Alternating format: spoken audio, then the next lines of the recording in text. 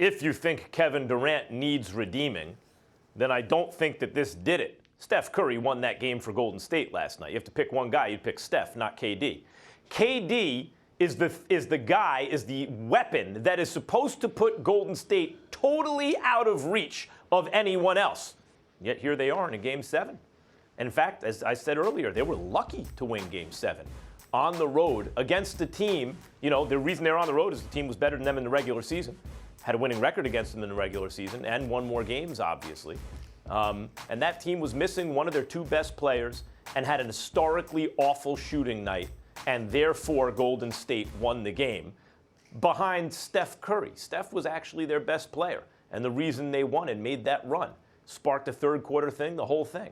KD going to the Warriors in the first place, Stephen A., the reason I think, or you have described it as the weakest move ever by a superstar, I believe is a way to reverse engineer his greatness. Meaning, everyone knows that KD is one of the most talented players of all time.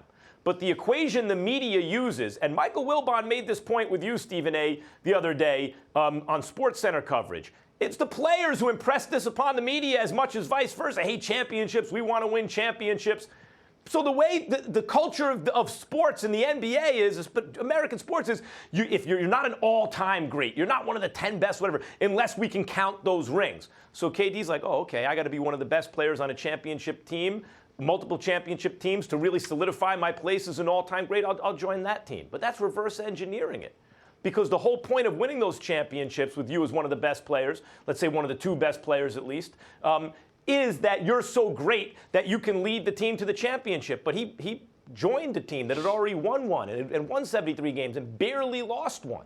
So the upside for him is he'll wind up with a lot of rings, or he should, and therefore he will be successful when he's compared to others all-time greats. He will be mentioned among where he belongs in the top 10 or 20 or 15 or whatever that is. He'll be mentioned there. So it's smart from that respect. But Stephen A., the downside is, you join a 73-win team, you got to win. And it shouldn't even be this close. You're supposed to crush everyone. I know it's easier said than done, easy for me to say that from where I'm sitting.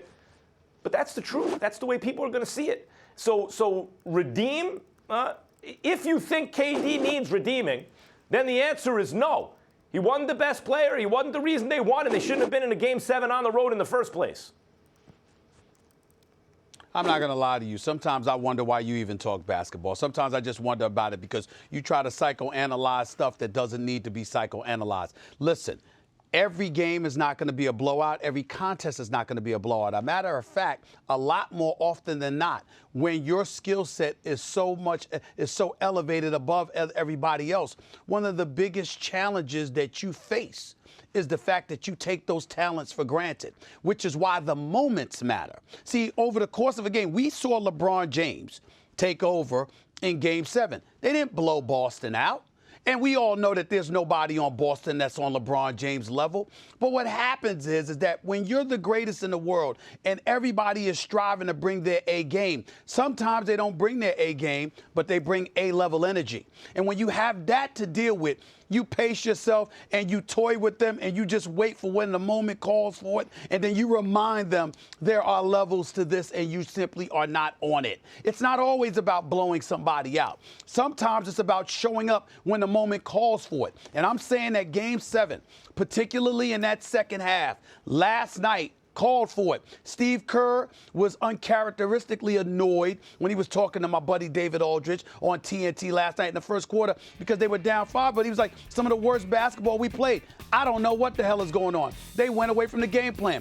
But as Draymond Green told me after the game, look, it was just a matter of patience because we knew they would wear out, et cetera, et cetera. He was talking to that, but he also talked about how at some point in time, Kevin Durant was going to step up. That's the kind of faith they have in him. But what I'm Stephen A. saying is there's a level of expectation. Hold on. There's a level of expectation that comes with your level of greatness. And when we look for it, it's not over the course of 48 minutes most of the time. When we look for it is in those moments Who that shows call up for greatness to arrive. And that's what he did.